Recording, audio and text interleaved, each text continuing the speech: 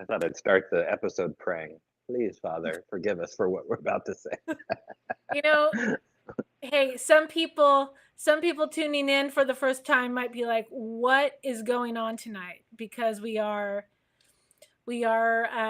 putting on the turn signal. We got the blinker going. We're gonna switch lanes a little bit and talk about something not so Bigfoot related. But before we do that, let's give a second for everyone to kind of log in. I just got the alert on my phone that we're live. So, Ooh, dude, oh, I see you're at the castle, Tobe. How is it?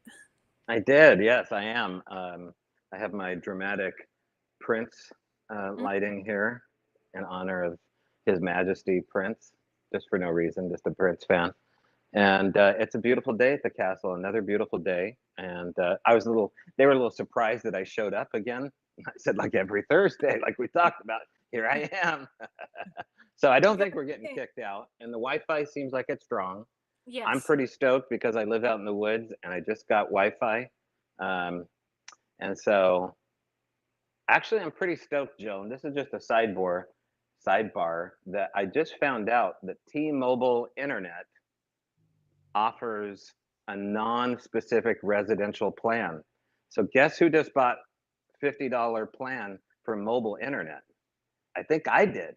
And I talked to the guy about it. He goes, "Yeah, this is what nomads are using." I'm like, "Are you telling me there's a way around Starlink?"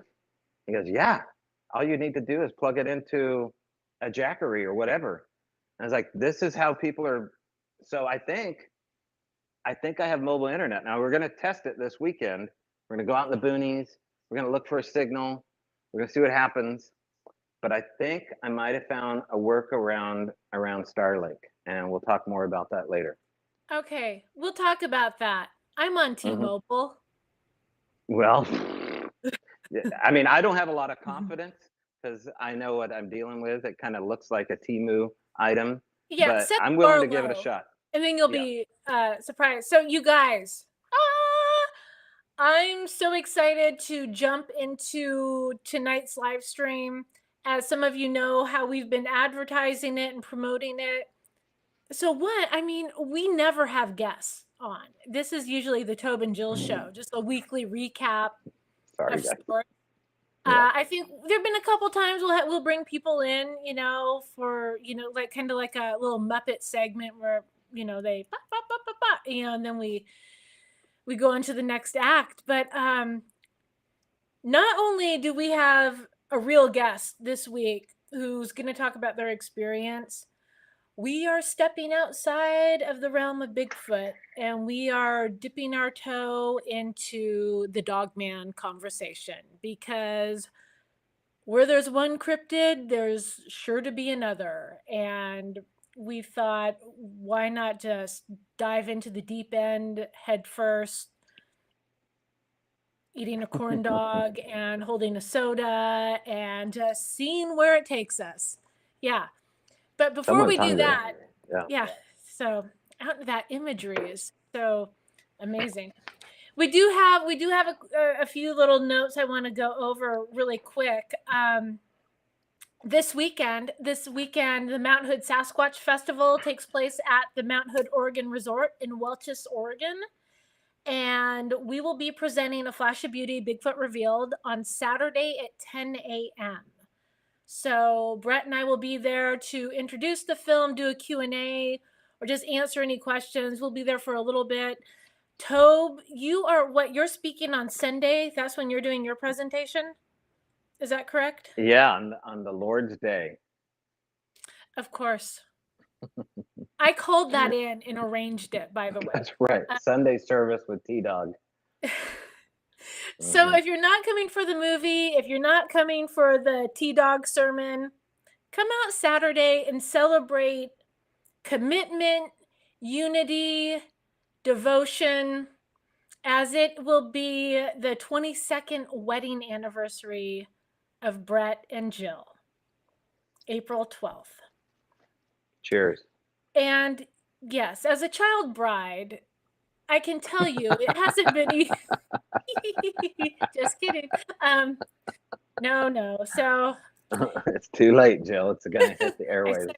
Um, It's already trending. People are going to be Googling, was Jill Remensnare a child bride? Yes, look at National Geographic. They did a whole.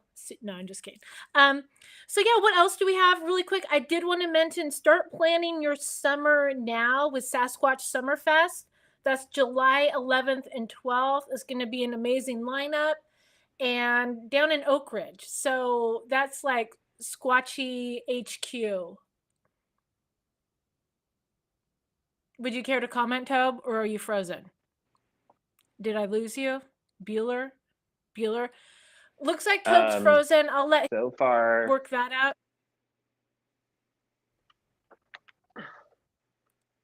You okay, good? keep Are going. you good? Okay, okay. Hmm. Stick with me here. And also, we have a couple new videos coming out this week.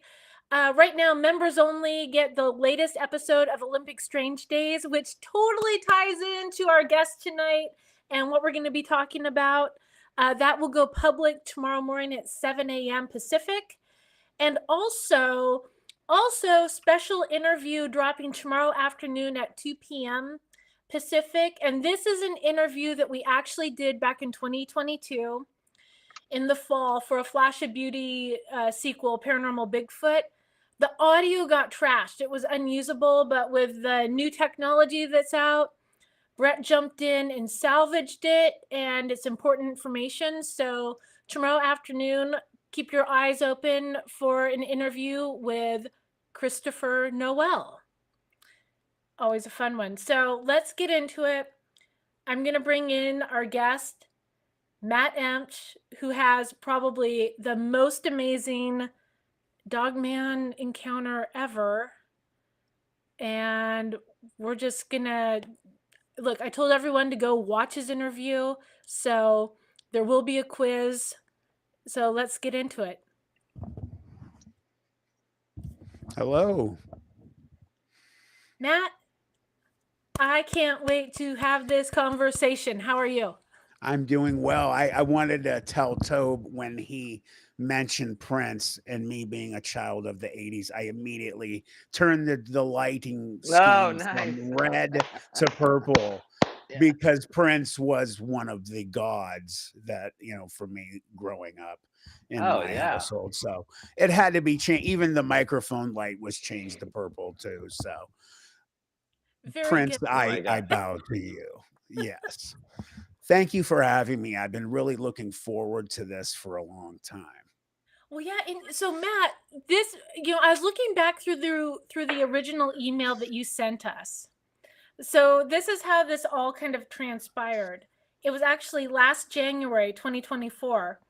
I'm going through emails coming in to a Flash of Beauty, and there's an email saying you were basically introducing yourself, and just you mentioned like people suggested you get in contact with us, and you said I've had this encounter and it's changed my life and everything, and let's have a conversation. And as soon I was like, oh wow, okay, a Dogman encounter.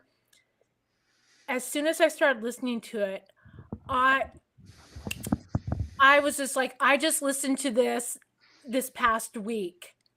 Oh my, I was like, Brett, we need to hop on the phone ASAP. And here we are. It came full circle a little over a year later, but yeah. So Well, I watched A Flash of Beauty, and that was my first foray into resonance productions. And I was and I told you guys, you remember what I wrote you, how impressed I was with the work you guys did on that film. It was so incredible, and I was very impressed. And it wasn't your cookie cutter documentary. There's a lot of the same stuff that just gets spewed out these days. And it was refreshing for me, an experiencer of, a real happenstance of a cryptid. And, it was really nice to see it done differently, and done very well and respectfully, and that's, why I reached out to you guys. I think it's actually been over a year since I did that. I think we're going on 2. Um, it's getting It pretty might getting be. up there. Yeah, It I'm might pretty be. sure Yeah, it's around 2. I may have But misread it. Yeah. no, that's okay. And I appreciated you guys immediately reached back to me, and so and here we are tonight. And Mhm. I just want to say real quick, I see people in the comments that are saying hello to all of you guys. I appreciate you sending some love my way. So Mhm. I'm super stoked to be here. So I want to ask, just right out of the gate, looking back from the time that this whole experience happened and to present date, if you could go back in time and talk to you're 14, correct? You're Correct. 14. If you that night that you and your friends went out, what advice what advice would you give 14-year-old Matt Emch? You know, I've had a lot of people ask me the question of, you know, if you could change that event of what occurred, because there were 4 of us. It just wasn't me. There were 3 of my closest friends, my very best friend, and 2 of them are no longer here. And it's my best friend who was my he was like my other brother. Um, uh, they are no longer here because of this experience that we went through, changed the paths of 2 of their lives so much that it led to bad choices in their lives that led to their deaths prematurely. And I'm sure you can figure out, from being adults, the way that it kind of went for them. We just had things thrust at us from the powers that be in our lives, being the father figures, my best friend's dad. I'm not gonna, he's also not here. So I'm gonna say this real quick. I don't out my friends. They're not here. I'm not going to disrespect the names, and my best friend's family still my family, but you know we were so changed from what occurred. I like I was starting to say, we had my best friend's dad. I without saying exactly what he did, he had a job in the city where he had a lot of power, and it's not hard to figure out.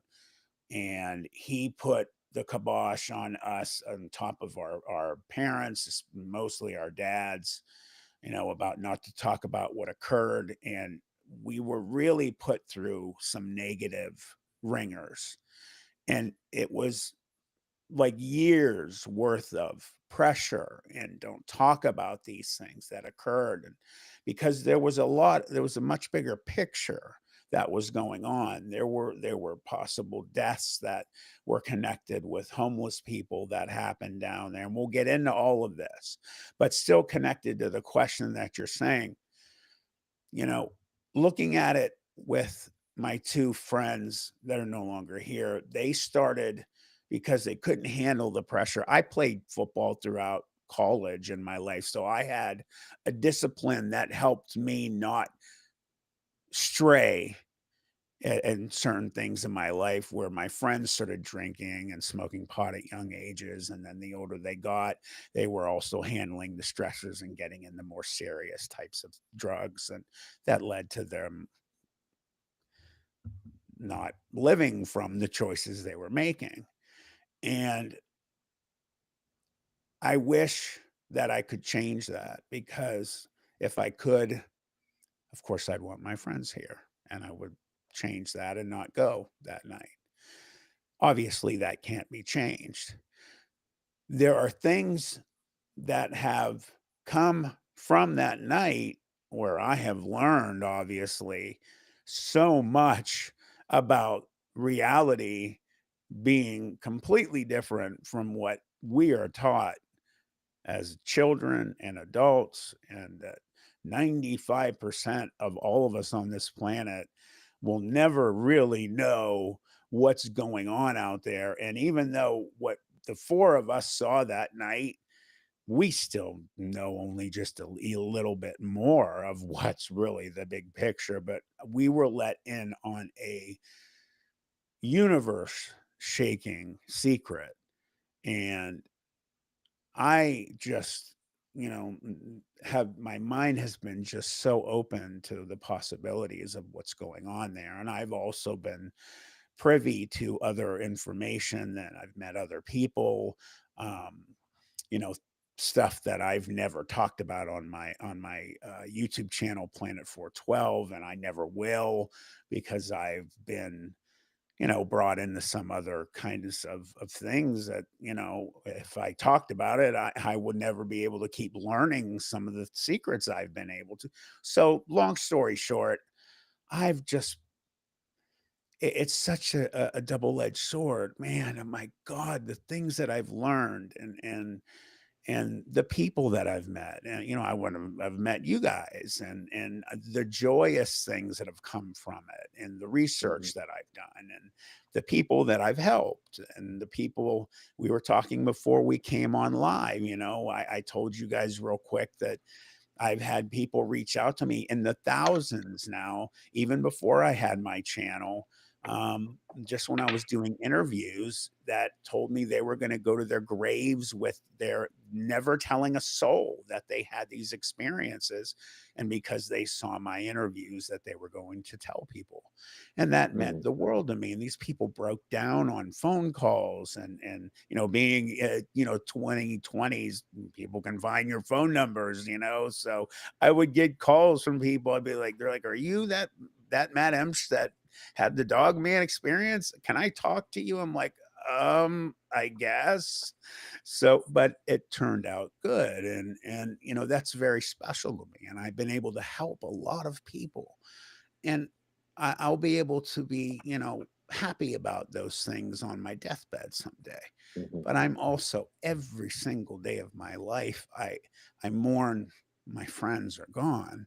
My other friend that's still here has monster psychological issues. He has a psychiatrist and a psychologist and two counselors. He's on 5 medications, and he is so really damaged Mhm. from what occurred. And we'll get into him. He was the most damaged that day when it was going on. So, um, man, if yeah, if I could tell myself, Mhm.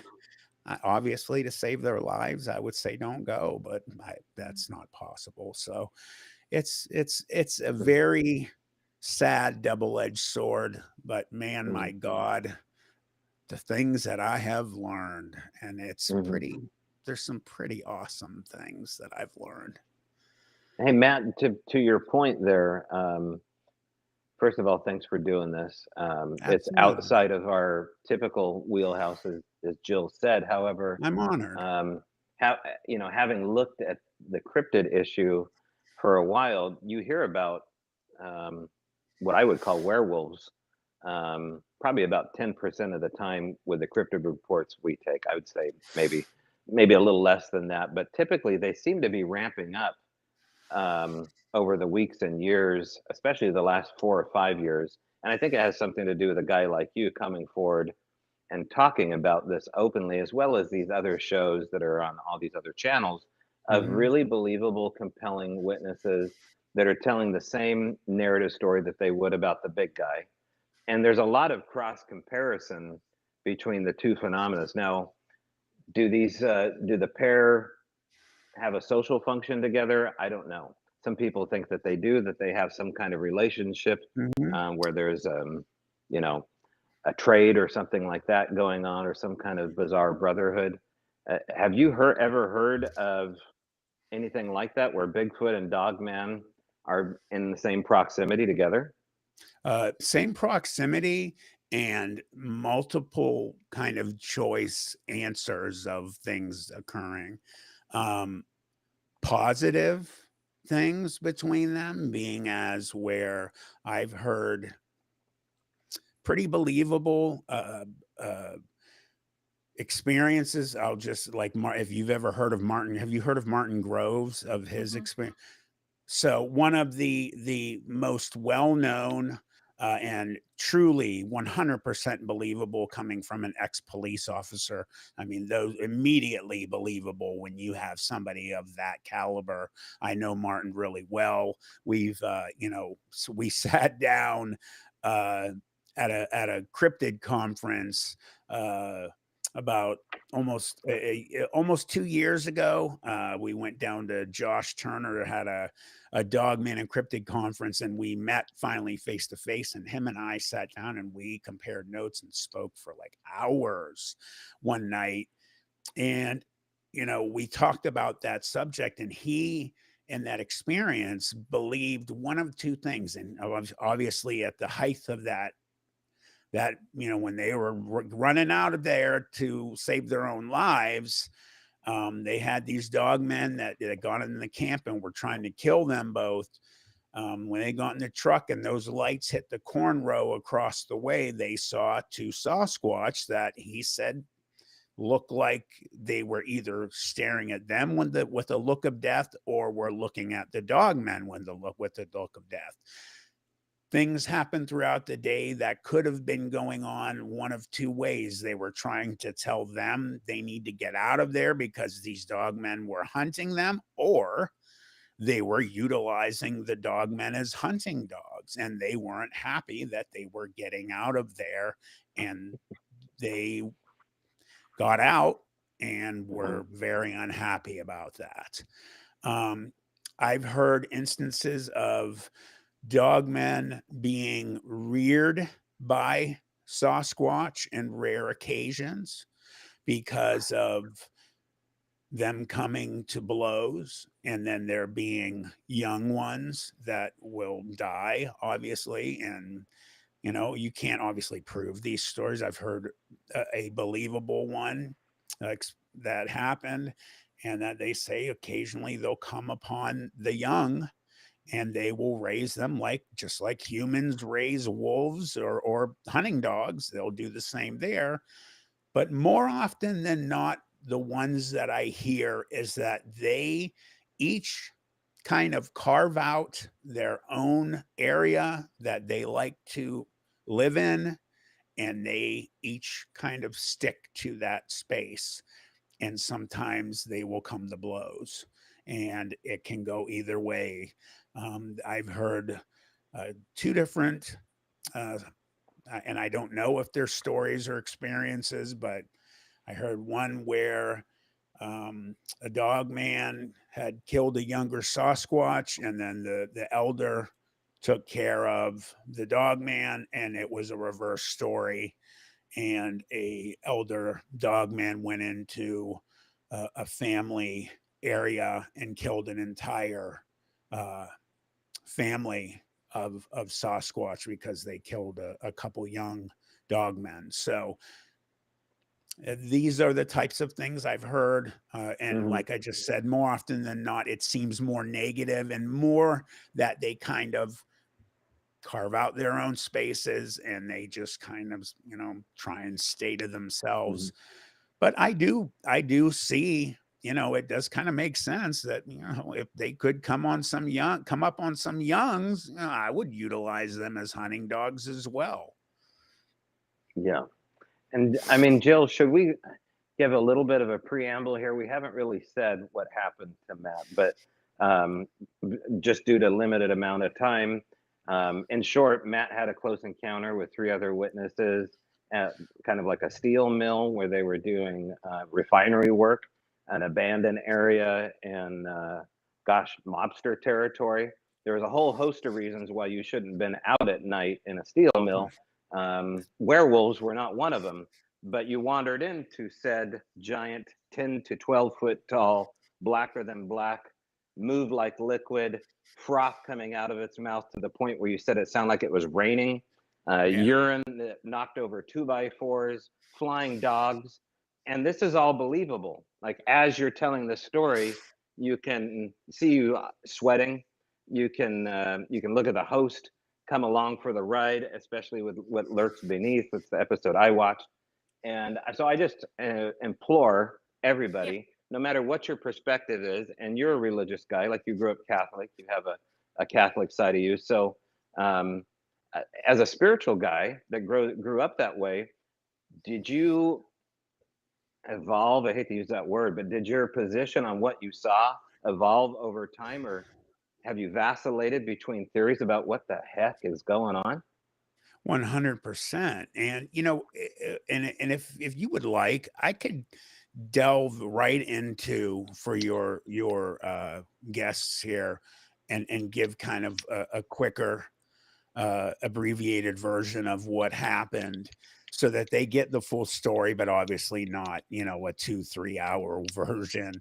And at the end of it, I can tell, if you recall when you listen, I did have a sit down with my priest, which him and I had a very interesting conversation if you saw it. So my thoughts and feelings on religion absolutely changed from that event. Mhm. Yeah, Matt, before you that I think that'd be fantastic if you could give like the Reader's Digest version Sure.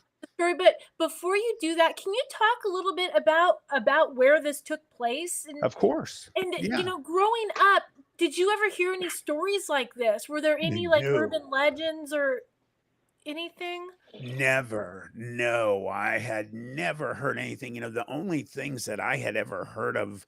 So I grew up in Youngstown, Ohio. Youngstown, Ohio, if anybody's not familiar with it, is an hour in between both Pittsburgh, Pennsylvania, and Cleveland, Ohio, smack dab in the middle of both.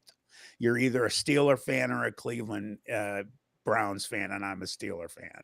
That's what my family was growing up, thank God, and that's what I am to this day. So, the only things in Youngstown, and then if you look up Youngstown, there is a huge mountain of high strangeness that goes on and has gone out in Youngstown that I have found out ever since doing research since this all went down. There are ley lines that go under Youngstown, Ohio. A lot of haunted things go on in Youngstown, and that's what I did know about growing up.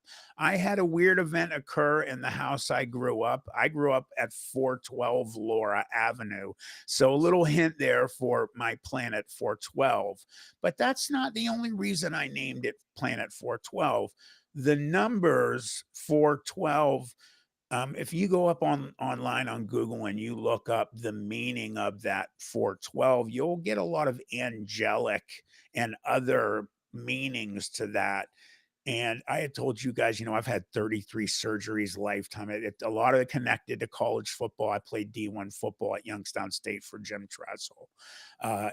We went to 4 straight national championships at 91 through 94 at YSU, and we won 3 out of 4. We lost 1 by a field goal with 17 seconds. That was a hard struggle to handle. I didn't handle that one well, but I had a lot of surgeries from injuries being a lineman, and I have lupus and have had other issues. So, um, you know, a lot of crazy stuff went on with that, but I just had to mention that. I don't know why, but I did. But looking up the meaning, my wife, who was also, not one to really get into believing a lot of this stuff, when we looked up the meaning of it, and I actually, so real quick, I have to say this. I actually died at one point in April of 2022. I unfortunately, because of all of the health issues I've had, um, I have severe advanced lupus, and what happened is I actually got hit from behind in a car accident when I was younger. In Cleveland, going to see a uncle that had an open heart at the Cleveland Clinic, and a drunk person getting off the freeway hit me going 70 miles per hour from behind. And I got back damage and I got neuropathy, which over the years caused issues. And I ended up getting with the lupus as well, caused me to get really bad neuropathy in my right leg, which if you look up a affliction called Charcot syndrome, it's spelled Charcot. It's where all the different, way that your foot and ankle are made, everything kind of just falls apart. And they did two surgeries to try and keep it all together, and they had to unfortunately take my leg below the knee. So what happened was I fell a couple times not long after I had the leg taken. And what happened is I got some of the sutures had opened and a really big hole had opened. I went to a hospital and sat in the emergency room for 5 hours, told my wife, come get me. I'm not waiting here anymore. On the way home, the artery blew in my leg in her car, and I bled out over 2 points of blood and I died.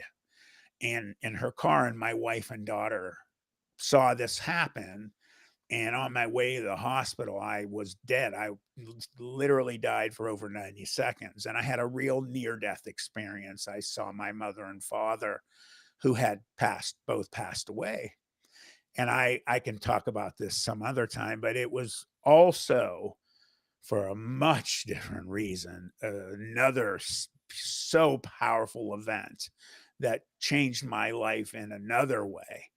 um, when I write a book someday, that will, opposing forces, two different things.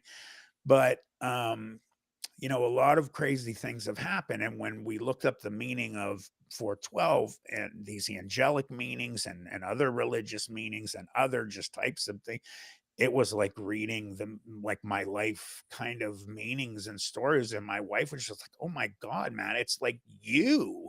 It was really freaky. So people that have asked me over and over, "What's the meaning of Planet 412? Are you from Pennsylvania?" That's like, one of the codes, call codes. So I'm sorry, I get off on tandems sometimes. Um, and then, there was a haunted house on the street I grew up on. We had one weird event happen when I was a young kid there, but never anything about like Bigfoot or cryptids or that I knew of.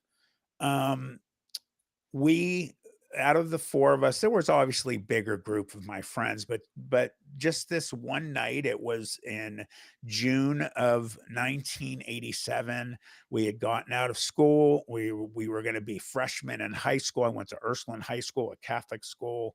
um, and we were all just hanging out. It was really beautiful weather, and we used to, because we were just, wild kids. And unfortunately, at this time of Youngstown, Ohio.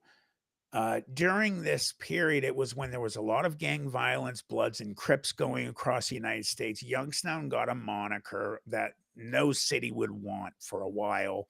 It was called Murder Town, USA, and per capita, Youngstown was the highest murder rate in the United States for quite a while. So it was a dangerous area that, we grew up in.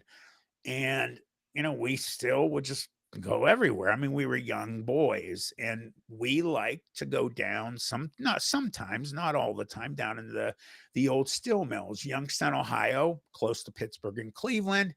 Back in the heyday of when, steel mills in America were really big, Youngstown was one of those areas. And along with that, the mob was huge, even into the late 80s, early 90s, was big in the Youngstown area.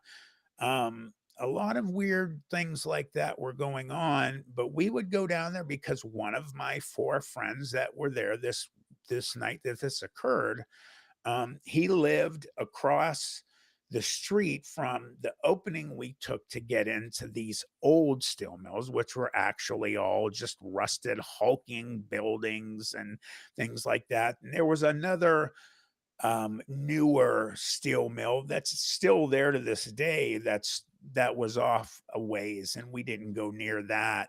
In a working train and track that they would use to get, materials in and out. But the area we went in was the huge, just everything was just old, dilapidated, and just monstrous buildings with no people. There was some homeless people that'd be down there. You would see sometimes these limos that would go down there with blacked out windows. You'd hear some gunshots and we'd stay away from them. They'd find bodies. The police would find bodies wrapped up in like blankets down there. So, the mob was taking care of business. And we'd see some gang stuff going on. We'd stay away from all of it. I mean, we never ran into any trouble. We'd know what to stay away from. But the number one thing that caused trouble there that we always were nervous about was wild dogs. And anybody that's been around bigger cities with areas that became dilapidated, like, just unfortunate parts of cities like Detroit and things were closing down and just nobody living in parts of town, you get just like, mixed breeds of dogs that just grow up together and depend on each other. Packs of dogs, like, from 5 to 12, however many, they are very dangerous. They kill people, literally, and these are not the types of dogs you wanna walk up on or have them see you and then "Hey, come here, Fido, pet you." No. In fact, they had killed some homeless people, and there were also some homeless people that were dispatched in that area that the police, and I'll get into this at the end, thought maybe that what we saw there was what killed them, not the dogs. Um, but my friend lived across the street from Youngstown Warren Road or Route 422, and we had to cross that highway to get into the area. It took about 30 minutes to get to the Jeanette Blast Furnace, which is the building that this occurred. And we kind of made this our home base. And it was a building that was just like cavernous inside. And there were no stairs to get up on it. And we liked to get inside because the dogs couldn't chase us up there. We had privacy in there because we started going up in there. Of course, it was very dangerous. You'd go in these old buildings, you'd have like Widowmaker pieces of concrete would just indiscriminately fall. We'd be running up stairs and, there's like half the stairs are gone. There's just rebar, great fun times. But we're just young boys, Tobe, you understand, you don't think about safety when you're a kid. You just kind of, boys are so much different, wired differently than girls. And we would go in here, and when we found the place, there was 100 of these, which I never knew what they were, but I've had a number of people tell me what they think they are.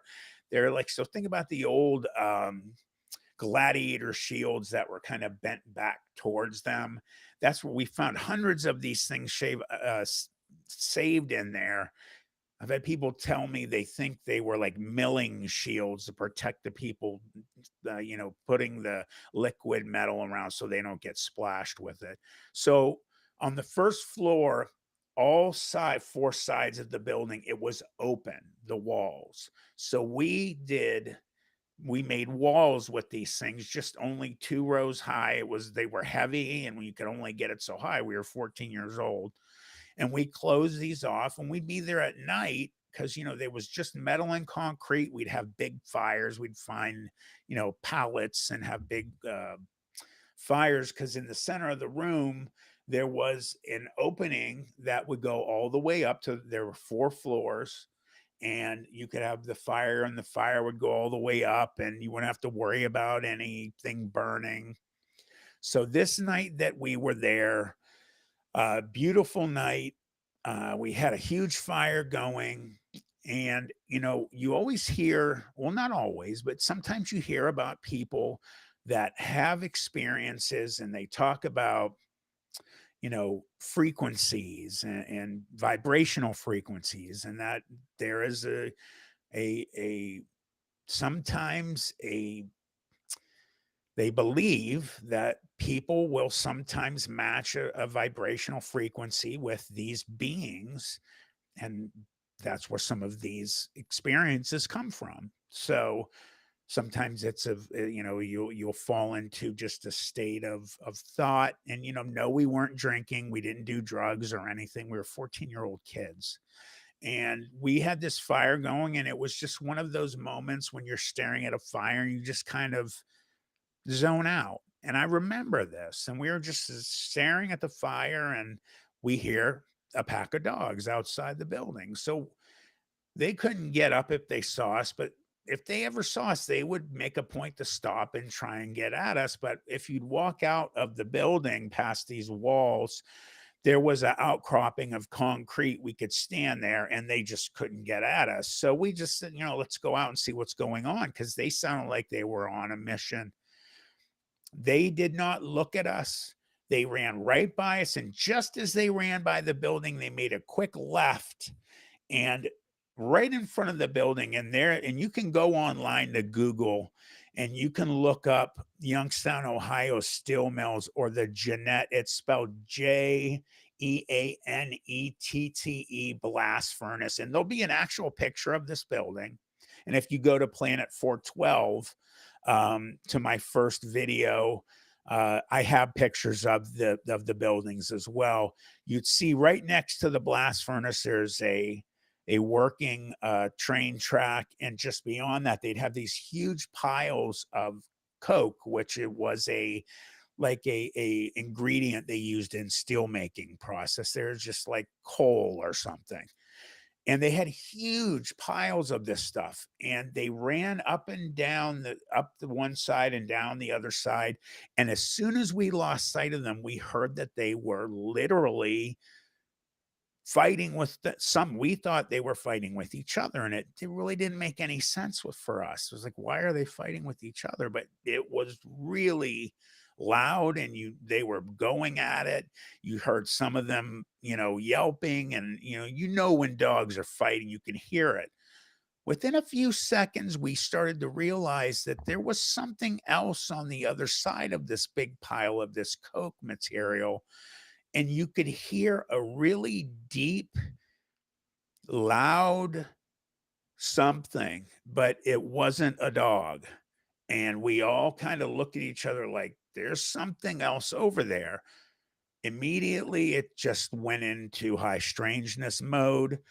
A dog came flying. And then when I say flying, it came flying over this pile of coke, which was 20 to 25 feet high.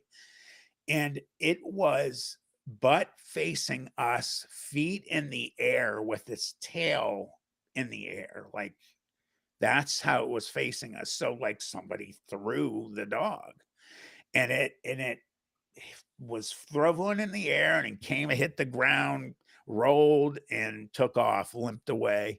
Another one came flying over, and it hit the top of the pile. Material went everywhere, hit the ground, and immediately, because we had light, the moon was out, and there was light that was coming out from the building from the fire, because you got to figure the openings in the wall were monstrous. So we only made a little bit of a wall with these metal things.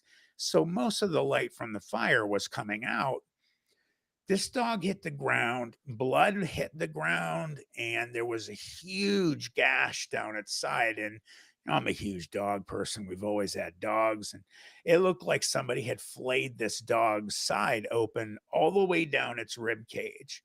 And it got up and it was limping away, left the blood trail. And I remember even saying, oh man, my God, that poor dog. I hope it lives. I don't know if it did. I highly doubt it. And a couple more dogs come being thrown over, and then they take off. And then the rest of them must have just decided, we're leaving. And they ran the same way we would come into this area. And we're just staring. We're in complete shock. We're just like, what is going on here? Just at that moment, the way we were standing on this outcropping, there was my friend behind me, kind of to my left. It's me, my best friend to my right, and another guy. My one buddy who I had talked to, he's the only one that's still alive other than me, and he's the one that's really has a lot of problems. He had the hardest time that day as well. He noticed something, and he said, guys, what is that? What is that? And we all looked at the same time, and we noticed a absolutely monstrous wolf looking creature, but when I tell you it was large, and I've said this in all of my interviews and I always will, it was so big it looked fake. I started to have the thoughts, I have to be dreaming, because it was just so gigantic. It did not make sense. I started to have those thoughts. I'm going to wake up. Like I'm dreaming. It was we looked at, like, this was the 80s. We didn't have the internet. We looked at pictures after this happened. The easiest thing we could figure out after it occurred, when we looked at the build of it on all fours, was the biggest polar bear you could ever see. That was the build. Bears are not like grizzlies. Like a Kodiak is a walking boulder. Polar bears are long, they're lean, they are not built like or fat. They're just lean and long and strong. And that's what this thing was built like. But it looked like a wolf. And it was as black as any black you've ever seen. In fact, it was so black that with the night behind it, it was blacker than the night sky. And it was watching these dogs leave. And what it did next, it lifted its leg, which let us know it was a male. And it did something which I always say this, some people might think it's funny. I'm going to tell you right now, there was nothing funny about it. It lifted its leg and it started to mark its territory on the top of this pile. There was so much pressure and force that came from it marking its territory that the material on the top of this pile started to fly into the air. You heard it audibly with your ears, and I got scared. I started really getting, like, physically scared. For like, I was like, "Oh my god, if this thing sees us, it'll kill us." Like, it's urinating on a pile of rocks, and it's like a fire hose. If this thing sees us, it's gonna murder us. I was horrified. And, I've had people crack jokes and interviews in the comments section. Let me tell you something. You would not have thought it was funny. And just at that moment, as I'm thinking, please God, don't let this thing see us. We've got to sneak back into the building. My buddy who noticed it first started to walk backwards and tripped over himself and fell into the makeshift wall. And you got that loud sound of steel on concrete, that ring, and this thing stopped and snapped its head and looked at all of us at one moment. And the very first thing we all noticed was its eyes. And I have to preface this. You saw no eye shine. This was not eye shine. Its eyes were shining an amber orange kind of color, and it was a light that was being emanated from inside of this being. It had some type of supernatural force, power source that was coming from inside of it. And there were multiple supernatural happenstances that occurred during this night that told us that this thing was not natural in any way, shape, or form. I've heard people talk about, oh, that's probably natural. The government makes. Let me tell you something. This thing had nothing natural about it. This was number one supernatural thing. It had beams of literal orange light coming out of its eyes. You could see its anatomy of its eyes. You could see it looking at each one of us, and it literally looked at each one of us, and you felt like it was looking at your soul when it stopped and looked at you. You felt it physically, and it was horrifying. And what it did next was it started to move and it straightened out. And this is when the walls of reality for all four of us forever shattered. And everything that we had ever been told, that werewolves are fake, and monsters aren't real, and these are just in the movies and magazines.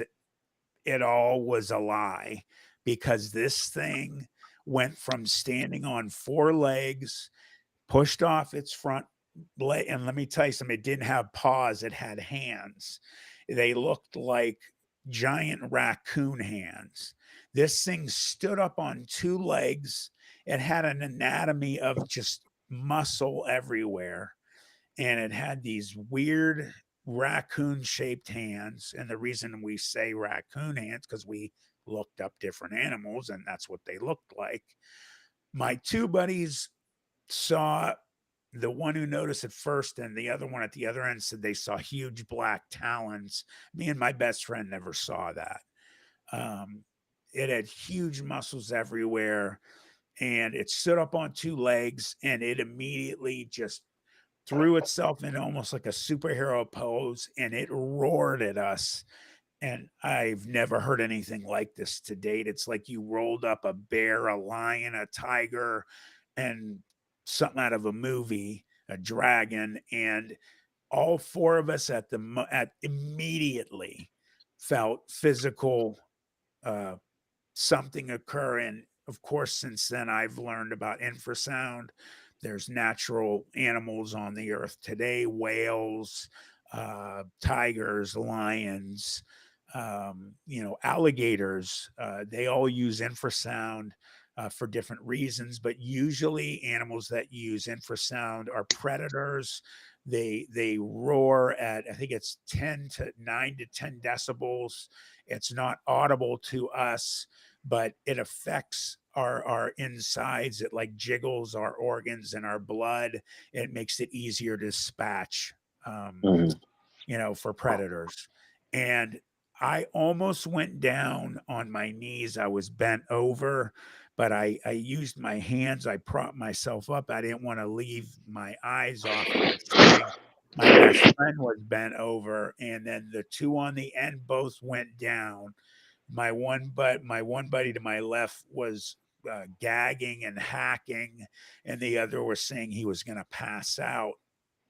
This thing started to walk towards us. It took two steps, and we were probably about 25, 30 feet, maybe at the most from it.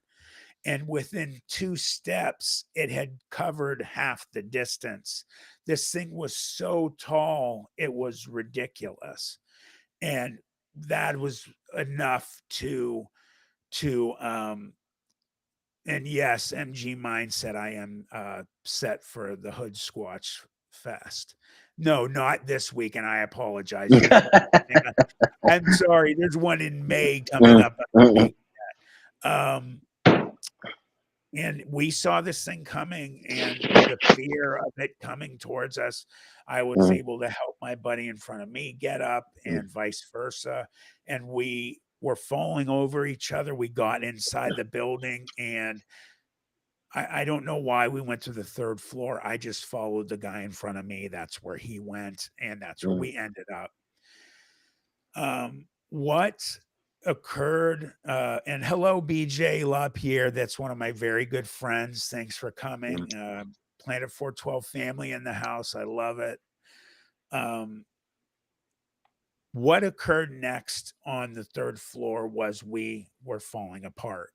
You can imagine, only as we started to have the fear of, we're stuck in this building now. We have no way out. This thing's on the outside of the building.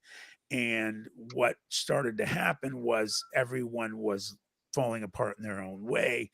I had a quiet falling apart going on.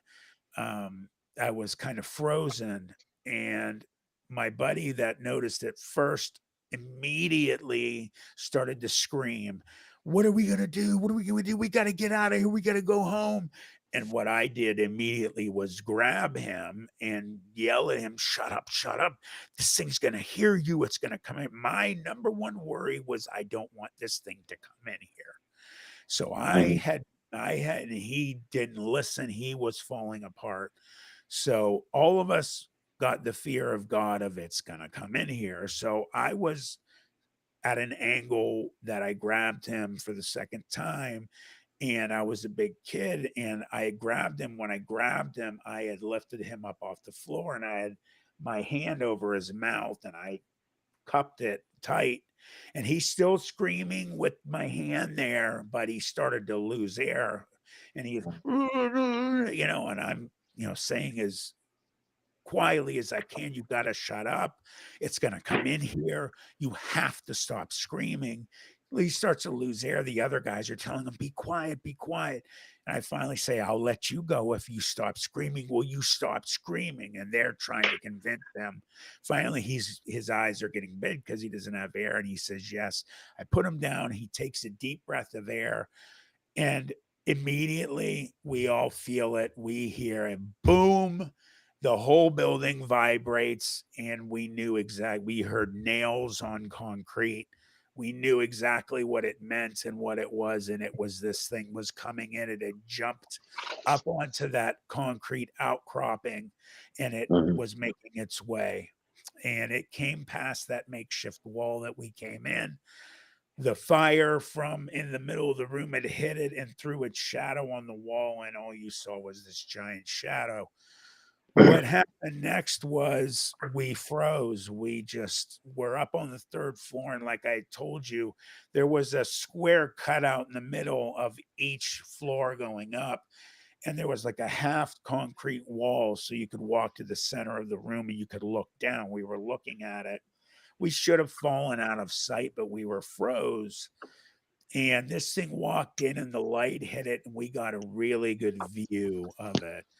And you could see it was very, very, very black. The only other color on it was it had a white stripe going down from the back of its skull, down its neck, all the way down to its tail.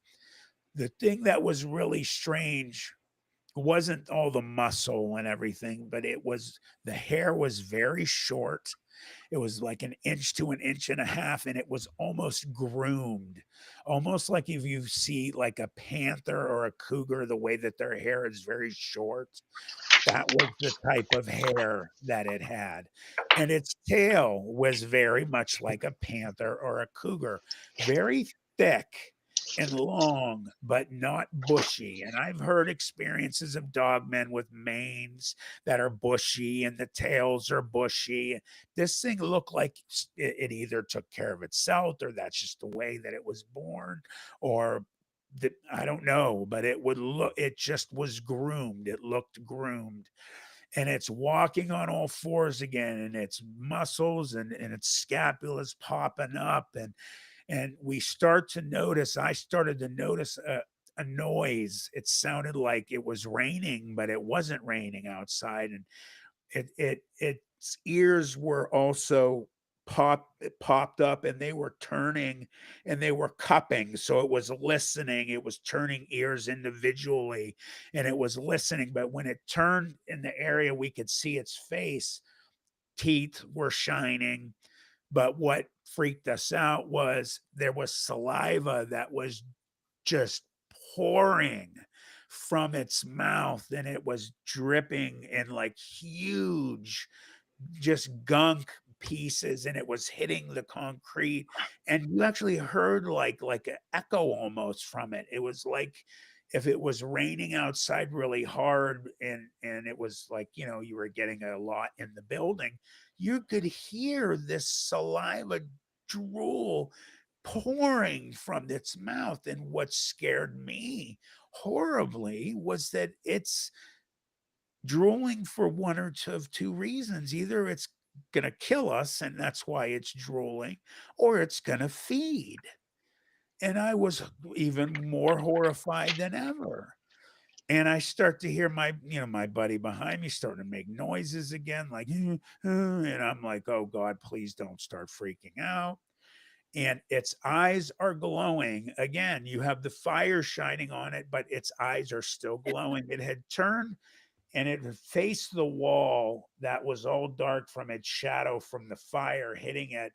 And this is another reason we knew it was supernaturally something inside of it was like a power source, because when it just kind of turned its head past the wall, the light from its eyes lit up the wall like almost like headlights turning on a dark wall and turning by it. And it just, that color lit the wall up. Like, now here comes the sweat and the heat. My cheeks are getting hot. I can't ever get to this part without this. And it's starting to sniff. It's smelling the air. It's trying to find us. And another supernatural thing occurs. And this really interested me to have you guys hear this part of the experience, because in a flash of beauty, Bigfoot revealed, you guys also had a part of that documentary where the Bigfoot cloak in the woods, in the forest, and they hide themselves. They do almost a predator effect, and they can kind of cloak themselves. And there's been a couple other very interesting looking videos and real looking videos online I've seen recently. And you guys had a very good looking one on that as well. And what happened was, it was so close to this bonfire we had, we couldn't stand at least 10, 12 feet close to it. This thing was a foot to 2 feet from it, and it didn't care. And it walked by this fire, and at one point it had its left front arm, and we could see it. It lifted it up, and right when it put it down, its just left arm, front arm, did the predator cloak. You could still see that it was there. You saw the fire kind of through it. It was there. You could see it, like if you watched the Predator movie, you could see it when it's cloaked, that cloak look. And it only went on for about 3 seconds, and then it came up, put it back down again, boom, its arm was completely normal. We saw it. It happened. It was so crazy. And we saw the Predator came out in 87, and we saw it not long after that happened. And when we saw it, we yelled in the movie, and we said, "Oh my God, that's what that thing did." And people were like, yelling at us to shut up. We were like, "Oh my God, that's what it did. You remember?" We couldn't believe that we saw it. And when I saw A Flash of Beauty, I remember the part that the cloak part had happened in the woods. And didn't it happen? I swear it was. There was a part in that, wasn't it, in the documentary? Yeah, with the woman that saw it run through the woods, and she said, "Did you guys see that?" And there's some other very convincing videos out there that you could actually see the cloak effect, and that makes so much sense at how Mhm. that they're able to disappear. So what occurs next is it's sniffing the air, and all of a sudden it catches our scent. It looks up, it sees us, it stands up on two legs again, and my heart sinks, and it throws its arms out again. It does that kind of superhero kind of run, and it roars, and the entire building just, I remember we all covered our ears. The metal in the building, like a bell, everything shook and vibrated, but we did not have the effects that happened outside. And we talked about this, and the reason I believe and we believed it didn't happen is because it looked up at us from the first floor onto the third. We had a half wall of concrete, which we were 14, so it was above our waist. It was like here, and we had all this stuff protecting us. So I believe that's why we didn't like get sick from the infrasound. And I think it made it angry as well. And it looked to its left and its right, and it saw the stairs, and it looked back, and it I said, "I swear that thing smiled when it saw the stairs." My other buddy said it growled. He said, "I it growled at us." I said, "Dude, it smiled at us because it looked at its chair or the stairs, and it looked back at us, and it smiled. It looked like a sick, smile, and it showed all of its teeth, and it jumped back down on all fours, and it shot like a bullet towards these stairs. And the way it hit it was it turned, uh, so that its right side was turning towards the wall. And what was really wild was its tail started to it like went out to the left side. So if you've ever ridden a snowmobile or a 4x4, when you turn to the right, you have to kind of lean to the left or vice. It was using its tail like a weighted, uh like a light lever. It was using it. You saw the tail being used. It shot it out to the left and it was curved to the right, but its tail was shot out to the, it was so strange. I noticed that. And it was running up the stairs so fast. Immediately, my buddy that lost it went postal. He turned around and he sprinted for the stairs that would take him up to the fourth floor into a short access set of stairs that would go out to the roof. There was nowhere else to go. My other buddy who lived across the street from the steel mill shot for the fire escape, which you have to understand there was fire escape that would go up to the roof as well. But if you go out to the fire escape on the third floor, there was no fire escape that would go down from the third floor, like down halfway to the second, and the first had fallen away. They'd rusted away. They were laying on the ground in a big heap of steel. So we had no way out. So he ran out. He's lucky the steel stairs on the outside of the building didn't fall away and he didn't die. He ran for it. I was completely frozen, and so was my best friend. I was 5 feet from the top of the third floor stairs, and my best friend was to my right. So when this thing would hit the top of the stairs, that would mean I would be the first thing that it would come in contact with. And it was already at the top of the second flight of stairs and running across the floor to get to the stairs to come up on the third set of stairs. And I started to have flashes of my life. I started to think of my family, my dog. I had a real weird flash of I'm not going to be able to play football at the Catholic school that I was going to be at.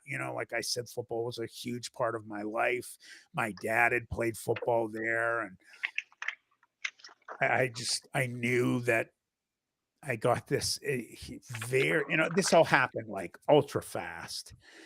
And I got this very unbelievably powerful and horrifying feeling that my life was about to come to an end. I knew I wasn't thinking like maybe.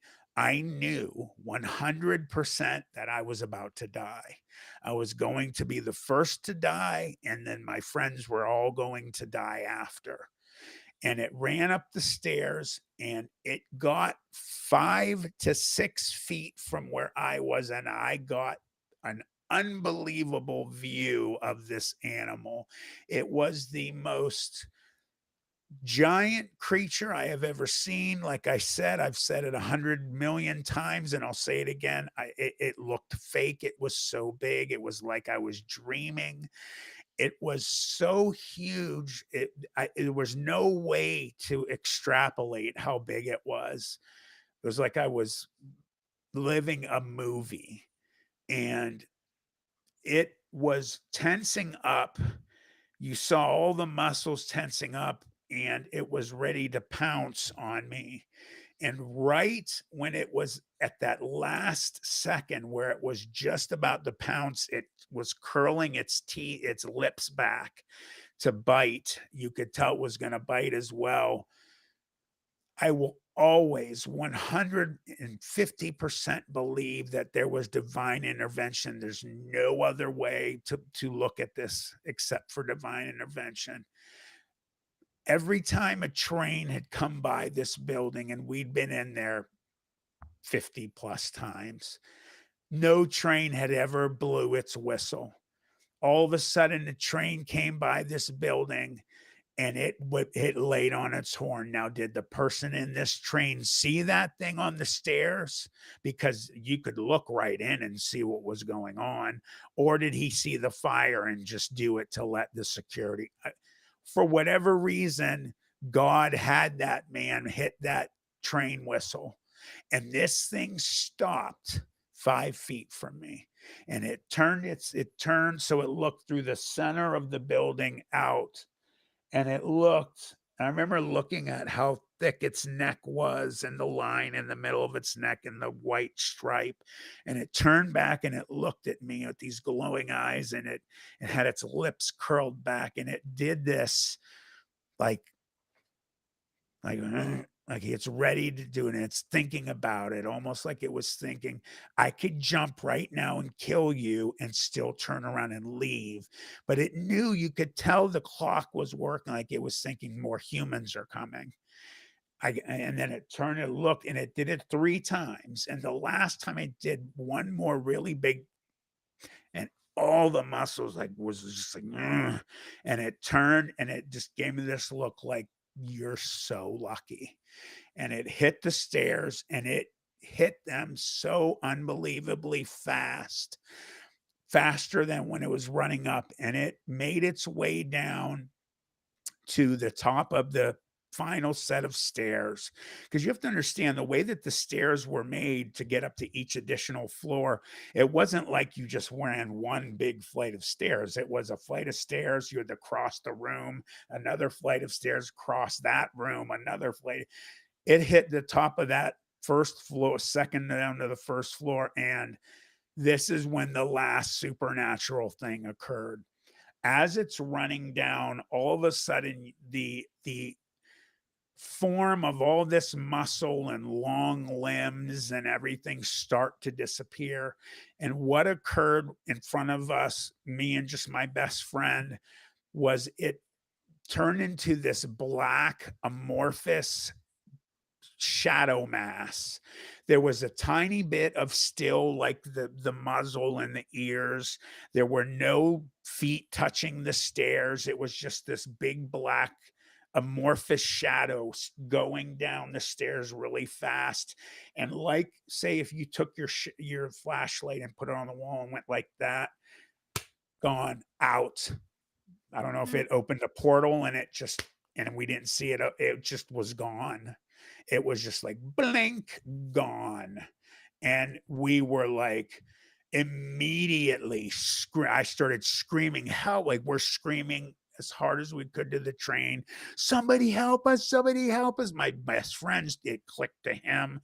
He starts screaming, and then within like, I don't know, a minute or less, they heard us screaming and they ran down and they join in, and we're screaming as hard as we could. Like, I remember the next couple days, my voice was hurting, my neck. And this train, I thought at one point it had been slowing down because it was getting quieter. It wasn't getting quieter because it was slowing down. It was getting farther away. It wasn't slowing down. And then you just didn't hear it anymore, and the fear of God sets back in, and we start to think that this thing's gonna turn around and come right back into the building and murder each one of us horrifyingly.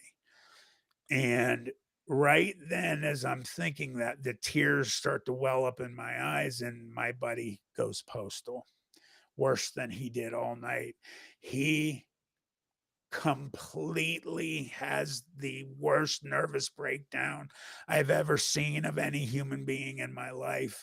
He's screaming, and he's saying at one moment, we have to get out of here. I want to go home. I want to see my parents. I need my mom. I need my dad. I want to go home. We have to hide. We can't go outside. It's going to get us. What are we going to do? And so he's saying, you know, one thing and the other, and I'm not talking to him. I didn't want to hear him anymore. And I said to my friends, guys, we have to get out of here. It's now after, it's getting almost 11 o'clock. We're in Youngstown, Ohio, almost 11, 12 o'clock. And We're 14 years old. This is Murder Town, USA. Our parents are probably calling the police. I mean, we don't do that. We were wild, but we were not out at those hours. I mean, my parents were definitely going crazy, wondering where we were. So, beyond that fact of how late it was, it's gone. We need to go. And we start making our way down from the third floor to the second, which it took us like 20 minutes to get down there. And then we finally made our way down to the first. And he's screaming the whole time, "Don't go. No, we have to hide. We have to hide." And but he's, following behind because he doesn't want to be alone. And finally we said we have to make a run for it. It could be out there, but we have to go because the longer we wait, it's going to come. It's absolutely going to come. And he right then is flipping and grabbing us and me, and I'm on the verge of punching him. And he's screaming, "We have to stay here. It's going to come get us." And then I'm like, "You're right, it is."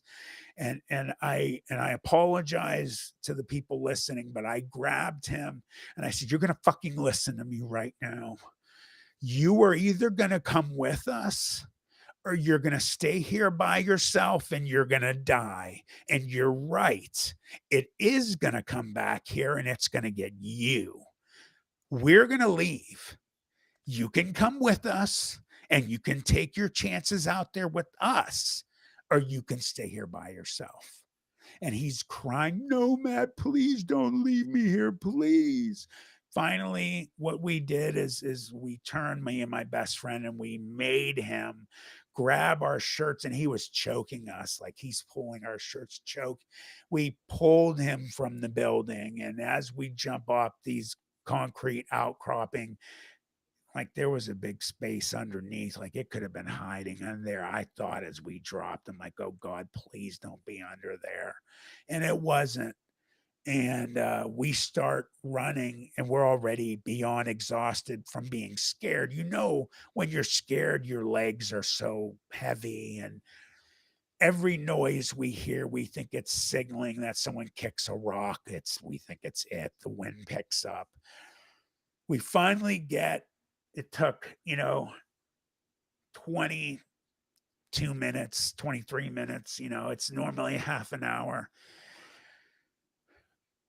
When we would come in, we would have to walk down a giant mound of gravel to get down to the road where we would walk. So we would be able to easily turn ourselves and walk down sideways. Leaving, we would always have to get on all fours and climb out. We would always lose our footing and people would always slide back down. So this was now not time to laugh at each other. It was, "Oh my God, please don't let me slide down." And we all started doing it. And we were so exhausted that it was even worse. And it took us longer than usual. And we're screaming, "Is it behind me? Is it behind me?" And me and my one other friend got up there first, and we laid on our stomachs and we stuck our arms out to "Come on, get to me, get to me." And we finally helped them to get to us, and we got up and we got across the street to my buddy's house. And when we were just about to cross, we heard the wild dogs, and we're like, "Oh my God, is that signaling this thing? Is that time?" We didn't see it. And we got to my buddy's house, and I remember he had his hose. I just always stood out to me, and I'm sorry. It's okay.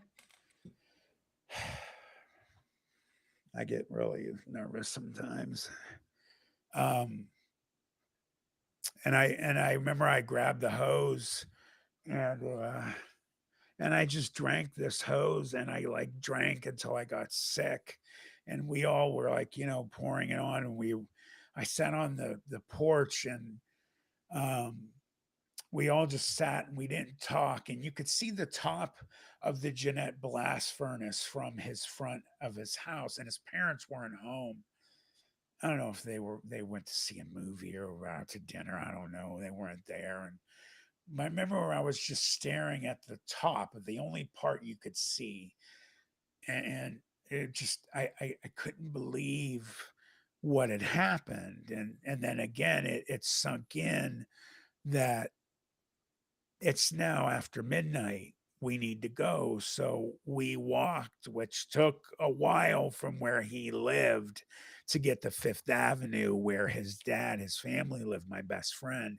We walked in, and his mom and dad were waiting, and they flipped. And we were filthy, but had clean marks where we had cried. And they knew his dad knew immediately something was wrong. And we immediately, they're like, "Where were you? What the hell's going on?" And then he's not being nice or playing games. He's dropping F bombs.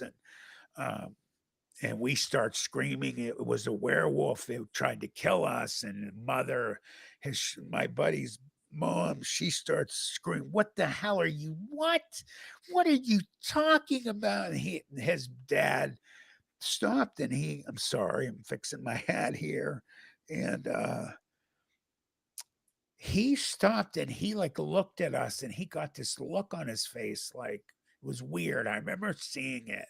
And he told her, "I'll deal with it, go to bed." And she's just, ranting "What the hell what what are you talking about? What are they?" And she just goes up to bed, and he's like, "What the hell are you talking about? Where were you?" And we told him, and he went nuts. "What are you doing down there?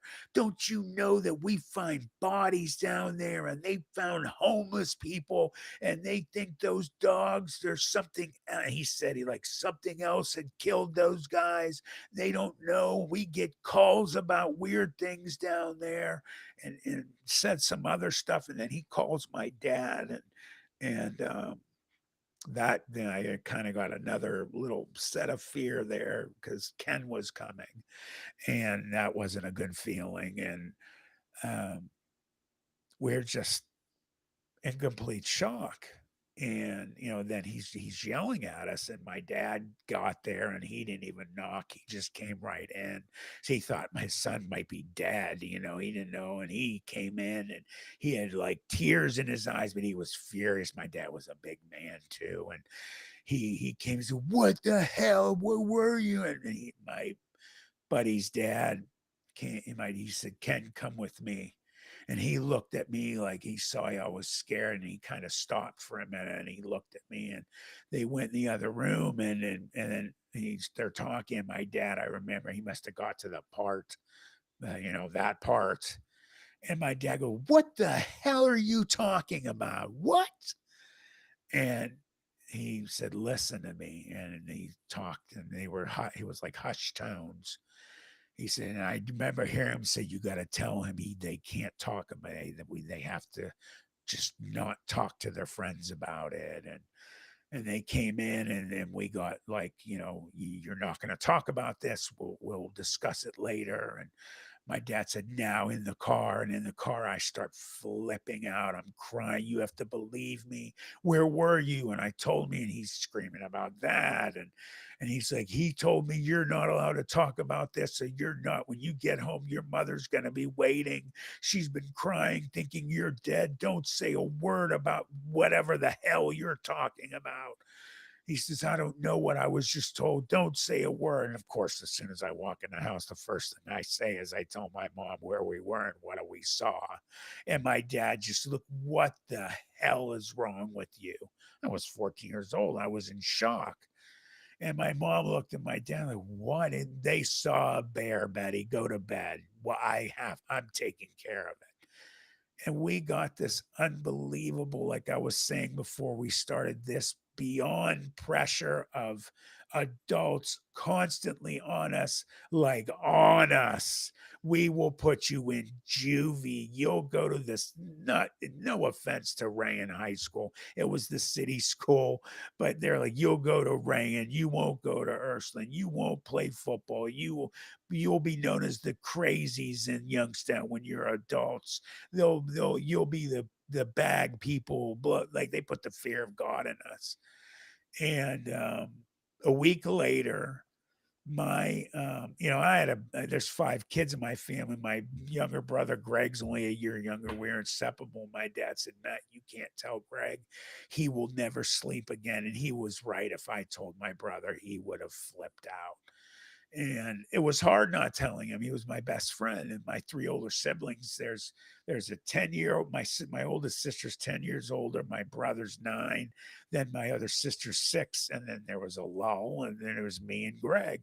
So he was my best friend, still best friend, and I couldn't tell him. A week later, my best friend tells us my dad talked to me, and he said he knew what we were talking about.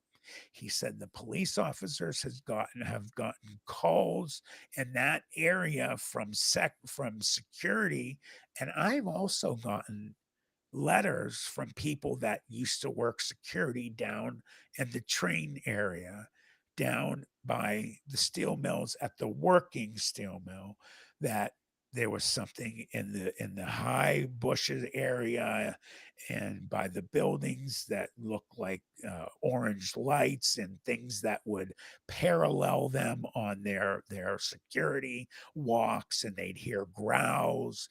And his dad told him that they think that these 2 homeless men were killed by this thing, not by the dogs, because the bite marks on them were too monstrous. They were not from dogs.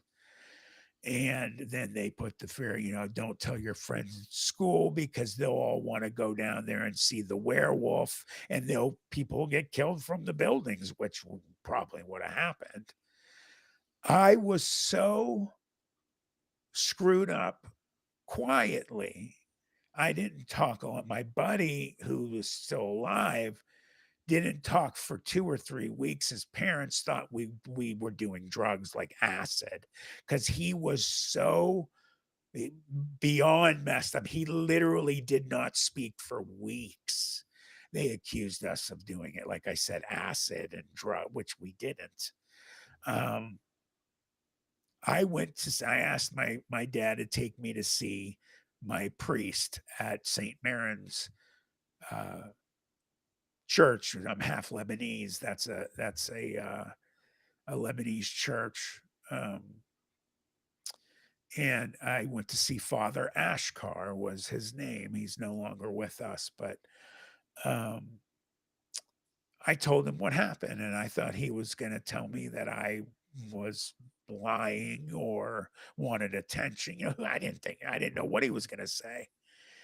And Father Ashkar looked at me in his broken English accent, Lebanese accent, and he told me, Matthew, I believe you. You have to understand that there are things out there that no one understands and will never know. There are things out there that most people will never see. They have no idea what goes on.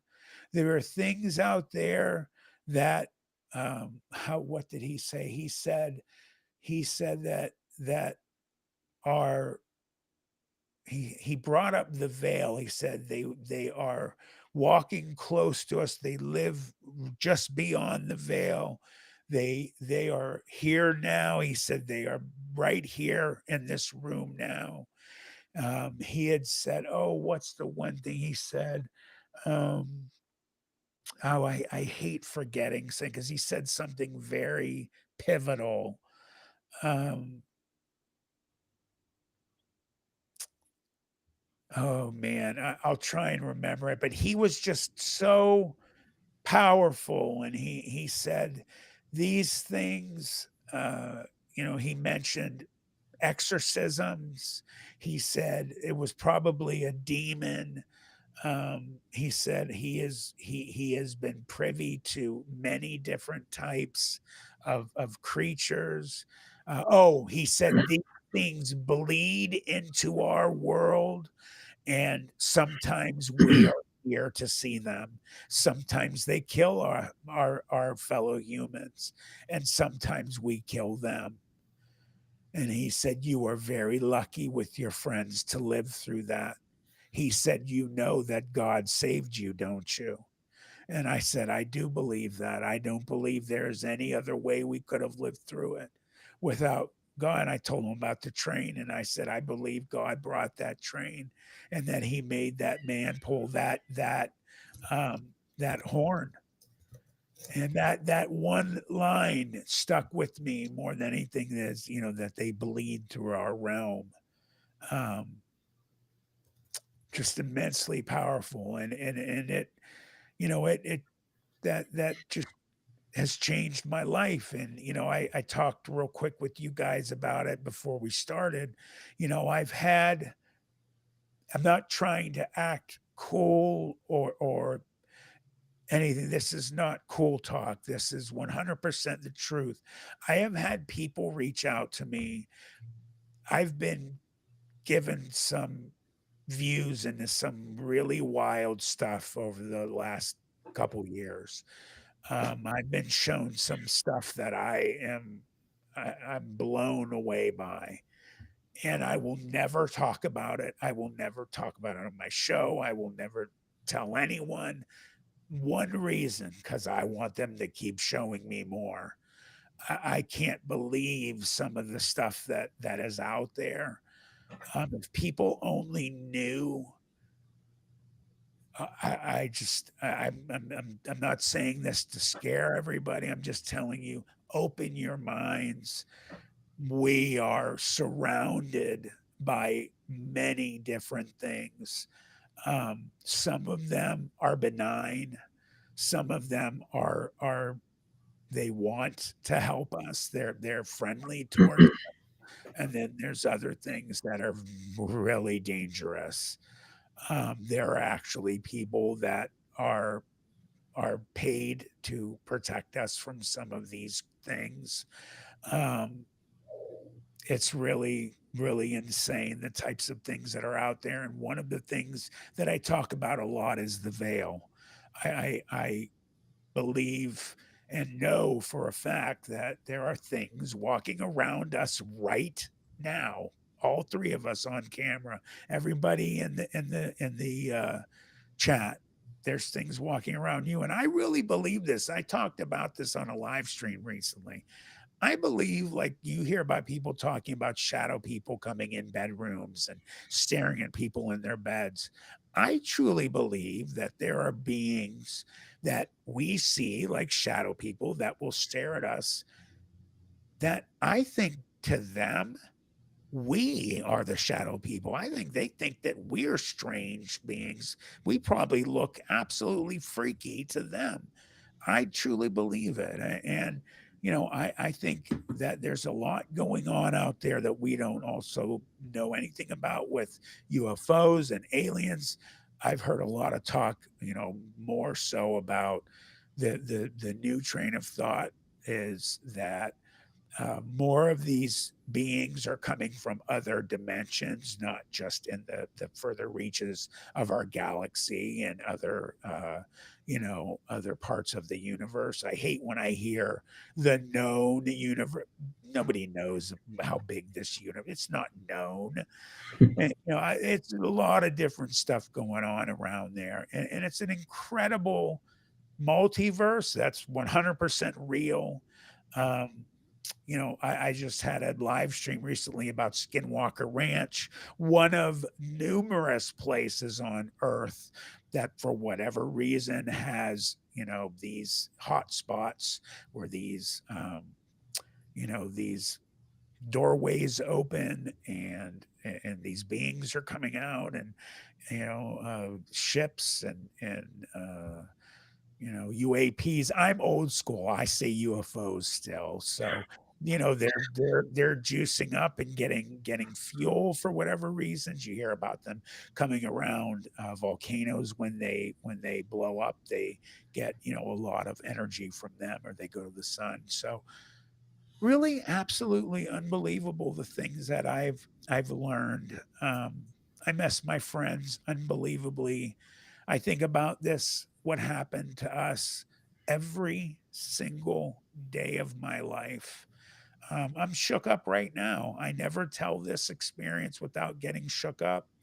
I remember I'm going to finish with this. And I'm sorry, I am not letting you guys talk. I just want to say this. And I would love to go on the Joe Rogan show. I just saw that Jeff Rohn. And you guys send him the information, tell him about me, and maybe he'll reach out. He needs to hear, people need to hear this. Yeah. Um, Yeah. I really, and of course, it just left me for a second. Oh, don't leave me here. Wait a second. I just had it. Go ahead. Do you guys have a question? I'll have it slide back in there. Where do we begin? First of all, you guys, first of all, Matt, Jill and I just both want to thank you for being so candid, so honest, so courageous, so brave. There's a lot of people out there, as you well know, I don't need to tell you this, a lot of people out there that look to you for inspiration Thank you. in coming up with the courage to tell their own stories. Real quick, I want to address the elephant in the room. Tobe had to leave his location by 8:30. So he is going to try and come back. in. We're trying to he's going to try and come orchestrate a back in. private chat. Okay. We Yeah, do. so that's what happened. He might pop back in. But this particular story is so unique because of the grandioseness of it, the setting of it, the friends, the age that you guys were. But I also think that there are stories that are so similar to it that are out there. And we need to just start keep collecting these, keep inspiring people to talk about these experiences. 100%. Because what you're saying is real. I don't think anybody that is watching this now live or is going to watch this in the future is willing to get into your face and call you a liar. Oh, I just remembered what I was going to say, and this connects. I've been very lucky, and I've been told by many people that they've never seen anyone who has had a very real experience have so few people say that they don't believe what has happened. And I've really had very, very few assholes say stuff, but I had this one person say something to me on Josh Nanokio, one of my best friends who has What Lurks Beneath, that super viral interview that I did there. And this guy says, which of course, anyone that opens up with, I did some research on the internet, and I immediately said, oh, this is going to be great. He says, I did research on the internet, and it says that anybody who had an extremely traumatic experience doesn't remember a great amount of memory, have a great amount of memory, and remember all kinds of what happened, the things.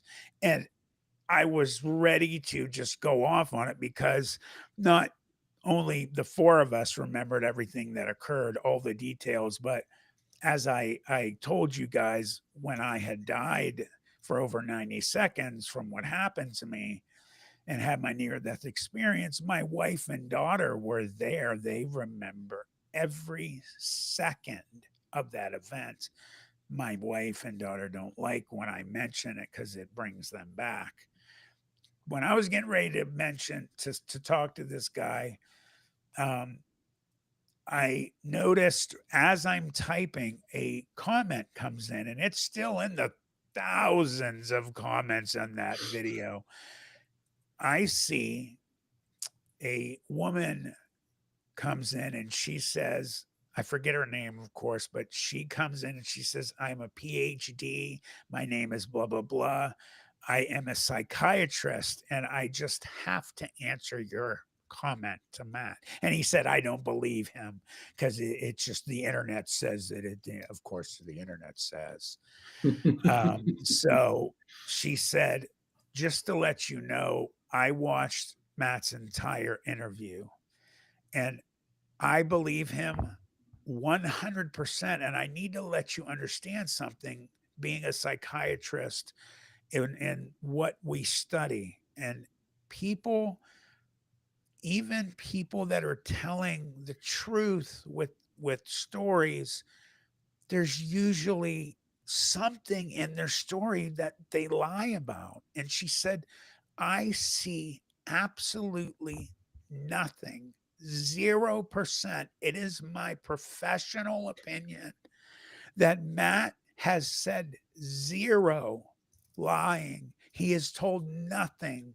I see nothing in his story that shows that he is lying. I put my professional opinion and my PhD on the line, saying that this is 100% a true story.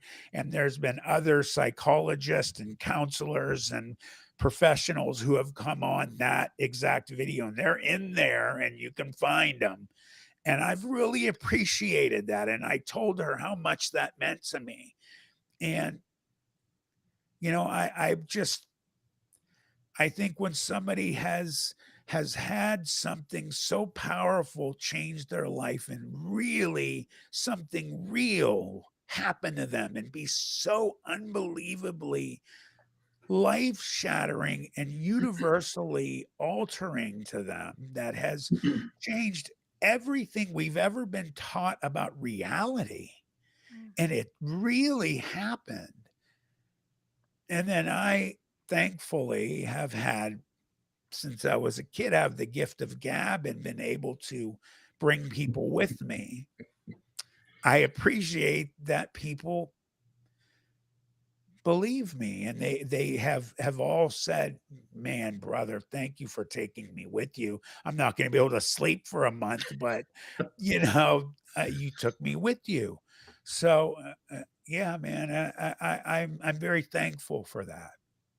And Matt, just what you said, the people who are thanking you for coming forward with your story, you're giving them strength, whether it's something uh as huge and life altering as what you went through, or something even on a smaller scale, but has impacted their psyche and how they handle things. It's like I have one right here. We have these The paranormal is normal. It's like we're trying to normalize the conversation. That's a And great saying. by people like you telling your story, you're giving other people permission. You're putting your neck out there. You're Oh, being I very did. vulnerable, and that gives people, it's like, if he can do it, I can talk about what I saw. I can talk about what I experienced, whether it's cryptid, I mean, family or what have you. It's just a sense of strength and knowing that they can come And forward. my near death experience was the catalyst that made me do it. When I had that happen, and I died, and when it happened, I'll give you a real quick explanation of it. Is I knew I was dying because I was losing so much blood. I felt it, and I had went unconscious at one point. My wife had wound up and cracked me really hard and said no, and bam, and I woke up. I was like, geez. And yeah, I said it to her, geez, Stacy, okay. And then I started, the paramedics got there and they're trying to get me in. They're like, we can't wait. We got to take him now. He's not going to make it. And I felt it coming for the fourth time. And I looked at my wife and daughter and I said, I'm sorry. I love you. And I heard as I was going out the final time, and I knew I was dying. I just knew this is it. And I heard my daughter Amira screaming, Daddy, no. And my wife Stacy's going, Matt, no, Matt. And it just got quiet and it got dark. And the next thing I know, I was standing in a field. I had my leg. And I remember looking down. I was like, oh shit, my leg is there. I'm standing. I don't think I was in heaven. I was somewhere in between. I was in a field. There were thousands of people around me. They were blurry. They were out of focus. And I got a very strong sense to look over my right shoulder. I turned and my mom and dad were there. You want to talk about the most powerful moment of my life. I broke down and I bawled and I ran to my mom and dad. I ran again. I wish I could run again. I'm a slow guy. I always say if there's ever like a dog man killing people, I'm going to be the guy that's like, I'll hold him off as long as I can because my ass ain't running. I will hold him off as long as I can, guys. Get out of here. I ran to my mom and dad and I was hugging and kissing them. And it was so unbelievably powerful. And my dad didn't talk, but he hugged me when he was crying. My mom was talking and saying she loved me. I was like, how is this possible? I don't understand. And he put his arm around me. He's a big man. He just was smiling and looking at me. And I knew, I knew what was going on. I'm like, holy, I'm not I'm gone. And my mom's looking at me and she's smiling. I'm like, Mom, I love you. I miss you. How is this possible? How are you here? And she's like, I miss you too, baby. And we love you and we miss you. And she said, and the same thing that you always hear in these movies or people that have had NDEs always say, she said, honey, you can't stay here. It's not your time. And my response to her was bullshit. I said, I haven't seen you guys in a long time. I'm not leaving you. I had this extremely strong feeling of I wanted to stay. And my mom just said, honey, I love you. You can't stay, baby. And she's the short Lebanese lady. And she was looking up at me. I'm almost 6'4", even with the prosthetic. They match you up with your height. And she's like, really short, under 5 foot. And she reached up like she used to, and she touched her right hand to my left cheek. And I saw a flash. It was like a camera flash. And I woke up on the operating table in the Trumbull Memorial Hospital operating room. And the trauma doctor, Dr. Mashburn, was there, and she said, Matt, honey, I just talked to your wife, Stacy. She said goodbye to you, but you weren't with us. She said, I'm going to try and save you, honey. Okay. And I was crying, and she thought I was crying because I was sick and I thought I was going to die. I was crying because I saw my mom and dad, and they put the gas on me, and they did save me. And it was so incredibly powerful. And, it just changed my life immensely. And, after that happened, I had never told my wife or daughter about what happened to me when I was 14. And I was one of those people. I was going to take it to my grave. And I just said, you know what? I'm not going to hide this anymore. I'm not going to die. I'll be damned. I got another shot at this. I got another chance. This really happened. People need to know that there's this other world out there. These things are real. They're not fake. Now, I don't believe at all that this thing, what I saw was a werewolf, like a man that turned into. This thing is that 24/7.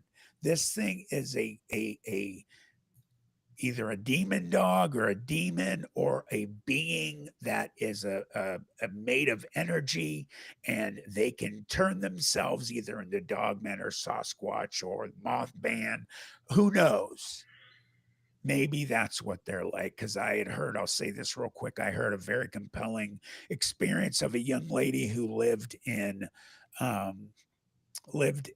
Michigan near Bray Road. And when she was a teenager, she went to a summer camp, and she saw a dog man across the lake at the summer camp that she was at. She, of course, not very smart, the next night snuck out while everybody was asleep and by herself went to see the area where this dog man was. Well, she didn't find the dog man, but what she did find was a basketball sized globe of floating energy, red energy that was floating. And even though it looked the same all around, it gave her the idea that it had a side to it where its eyes or where it would face to go, and it didn't notice her, and she was following from a distance, and she said it was going a certain way, and she stepped on a twig and it snapped, and this thing stopped, and it turned, and it faced her, and it looked at she said it looked at me. That's how I just got a sense it was just looking at me. And then what it did after like 30, 40 seconds, it slowly turned around and it just went shoop super fast through the trees, and it was gone. And she said it was in the exact same area that the dog man was. And I thought about that and I said, you know what? You hear these experiences where Bigfoot are carrying balls of energy and they're in the woods. They're carrying these orbs. And what if, and I've been hearing more about it lately, that what if some of these creatures are not dogmen or Bigfoot or some of these other cryptids? This is what they're really like. And what they do is they get come up on by us. And to protect themselves, they're able to read us and say, well, I know what would scare the hell out of this person, and make themselves look like whatever our nightmare would be. So that's just something I found really interesting. So back to what we had just, I go off. I'm sorry. Sometimes I refused to take that to the grave. And I was worried. I'm a sports broadcaster. I don't bring that part of my life into that. During football season, I call games. My own talk show. I don't bring in that part of my life to it. And I was worried.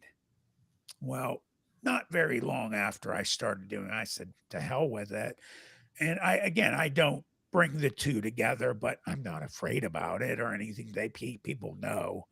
Um, I was not scared for very long, and I didn't care for very long what people thought. And very quickly, I found out that I gave people hope and energy to do it themselves. And like I'd said, I'd gotten calls and people breaking down, crying, people in their 80s telling me that I don't have long to go. I've got stage 4 cancer.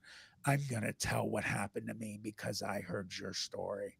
And I can't thank you enough. And I've gotten thousands of letters and comments and thank yous. And I can't, it means the world to me.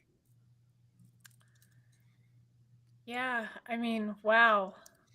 Wow. I do have a question just to kind of go back into your experience. You talked about that moment of divine intervention Yeah. when there everything came together. You can't tell me there wasn't some divine choreography or an invisible hand, putting things in place. But based on your upbringing, based on your upbringing in the church and your family, after you had that talk with your priest, what was it like going to church after that? What was it like when the holidays came around? Once your paradigm has shifted so much, or you've opened up to this whole other reality, how do you make room for that in what the foundation of your upbringing has been? That's an excellent question, Joe. It changed it a lot for me.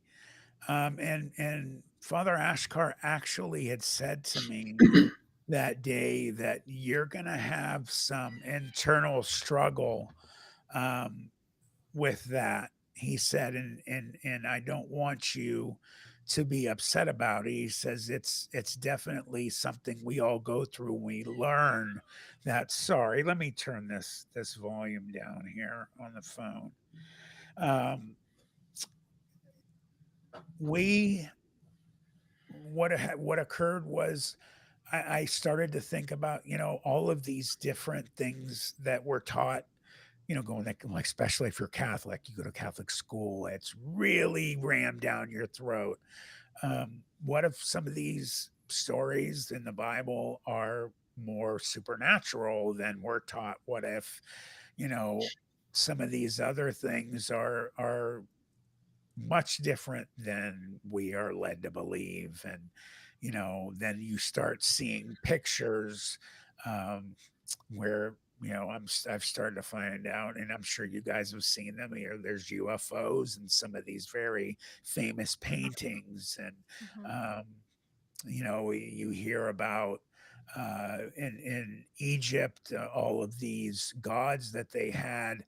Not so much makes you wonder, that they are just made up. It makes you really believe that they were real and they saw them walking around, and that, it just made me really, and I'm going to be honest, it made me really question the things that I was taught. And you know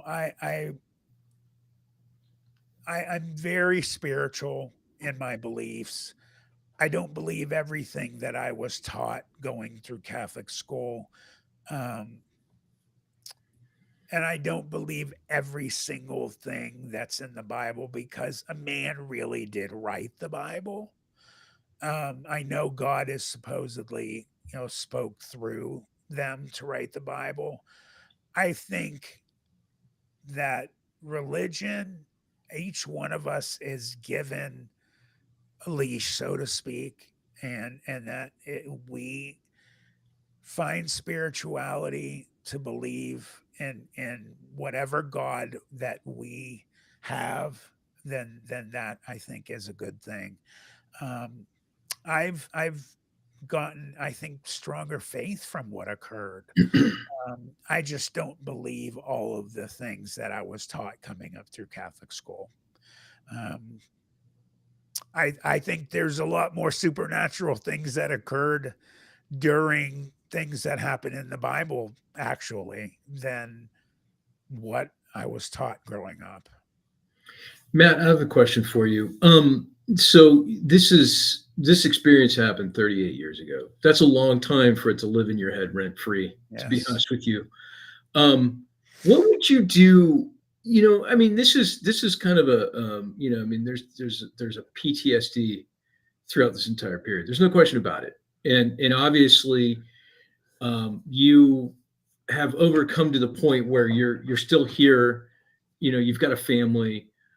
Your other friends weren't as lucky. But is there anything in that? I don't even know if I want to call it a recovery, because you're going to be going through it the rest of your life. Is there anything you would have done differently? Is there anything you would have done the same, that, and I guess what I'm getting at is advice for those folks out there that are really grappling with what they've experienced? Um,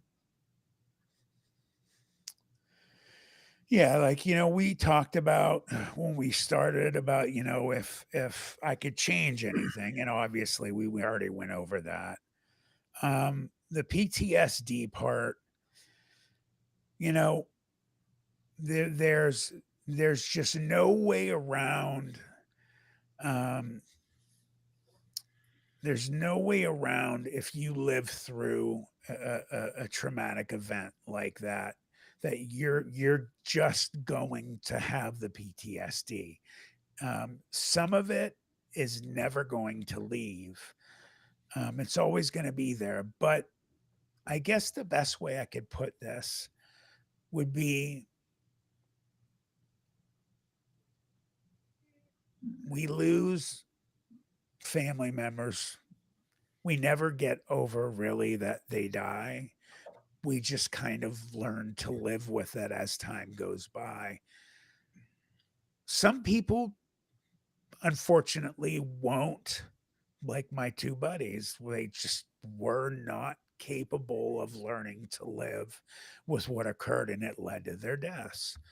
Um, I think most people, though, if they have a strong spiritual upbringing, they have a loving family around them, and a strong support system, like they're coming to shows like this. They go to other shows that people support each other, and they're not going to shows that people are making fun of them and calling them liars and things. That's I'm very proud of Planet 412, because it is a place of respite. It is a place for people to go that you can 100% come there and you will always be accepted. No one will ever make fun of you. Renee, I have a YouTube channel. It's called Planet 412. You just go to the search and you put in Planet 412 and you'll go to my channel. And I will answer everyone. I will talk to everyone. I will help everyone. I try to answer every comment that I can. You can reach me on Facebook Messenger, and I will answer you. I guess it's just you've just got to try and go through it. Get through those layers and the years that go by. And I really believe this. I just think if you do get to that point that you finally say, you know what, I'm not going to let this control me anymore, and I'm going to talk about it. I think you'll be able to deal with it much better. I've never Yeah. met a person who's told their experience, and not one person has ever said, I wish I didn't do that. The only ones I've heard say that are people like police officers, that they told it during their time working. But the ones that were retired and they told it, I didn't hear anything negative from them. Again, Martin Groves, my man's still rolling out there talking about it. I've got to believe there's just strength in numbers. And if we can stick together and we can also keep that that book of research getting bigger and bigger. And please, guys, I have to say this. There's people out there who, and I understand, they want to feel included in something, and people just, there's people that are hoaxers, and they just want to be part of something, and they lie. Most of the time we can sniff those out. If you don't have an experience, I know there's people that really want to. There's ways that you can maybe have them. There's ways that you can go out with people and maybe see something. Stop staring at your phone. I always say this: look up. Go out to places things are known to be, and don't stare at your phone all night. Be quiet. Don't do those hillbilly hollers and scream in the woods and make them the Bigfoot laugh with each other and say, well, that's where we know not to go. Be quiet, and you might have an experience, or you might see something in the sky. There's places out there, if you're interested in the supernatural, there's haunted places all over the United States. Trust me when I tell you, I'm going to be going to a couple of these places and doing them on Planet 412, but my wife's not very happy about me going where I'm going to be going. I'm going to get some protection before I go. You can have some really intense experiences, and that can open up your mind's eye, and you can get a part of that, that experience if you want it. So just don't make things up. I really implore people, because what it does is it muddies the water for people that are really trying to help things be learned. Yeah. 100%, Matt. Wow. We're like out of words.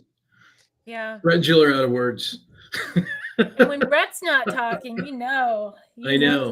You've done good work. And I will say, just to add on what you're talking about, and Brett and I've talked about this, and Tobe and I've talked about this, but some of the best stories and experiences, and when I say stories, I mean people's personal encounters retold, are the ones that are told in private.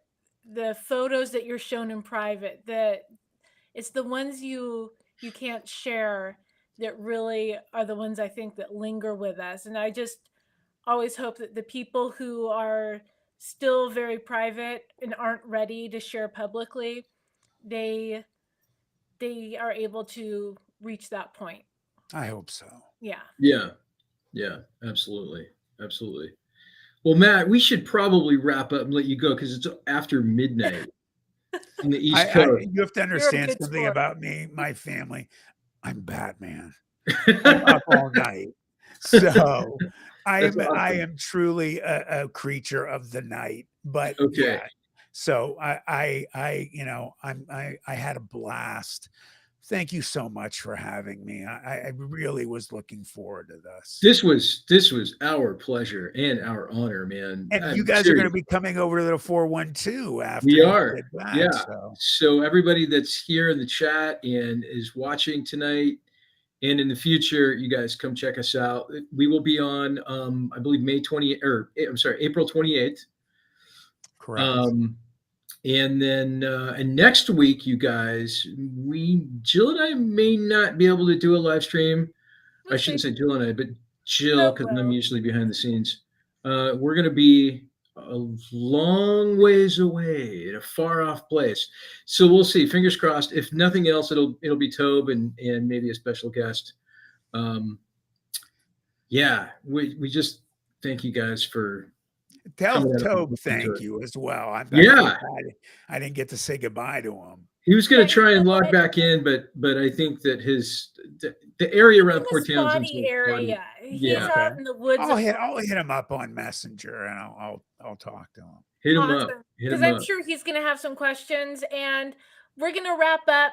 Matt, Brett, hang out for a second because I want to continue the conversation really quick. But everybody, thanks for tuning in, and we will see you next week. And get ready because 2 things are dropping tomorrow. 7 a.m. we have Olympic Stretch Days Howl, and which is relevant to Matt's story. Mm-hmm. Obviously, Howl put it together. And then at 2 o'clock, 5 o'clock Eastern, we have Christopher Noel's interview. The lost. You will not want to miss Christopher Noel's interview. Christopher Noel, if you're not familiar with him, has found incredible, chilling parallels between Bigfoot behavior and autism. Oh, and when I first heard that, I thought, wow, this is kind of crazy, but wait until you listen to his interview. And this, you guys, again, like Jill said earlier tonight, this was an interview that was lost. We shot this for a Flash of Beauty Paranormal Bigfoot, and we had this really mysterious situation with an audio cable. And I thought that, anyways, I thought we had recorded the audio, and the audio didn't record, and so on and so forth. But with a certain new release in DaVinci Resolve editing software, I was able to recover the audio with a little help from AI, and it sounds pretty decent. So you can hear everything he has to say. What he has to say is important. So check it out. And like we said before, thank you again for being here. Really appreciate it. Thank you. Alrighty, everybody. Good night, everybody.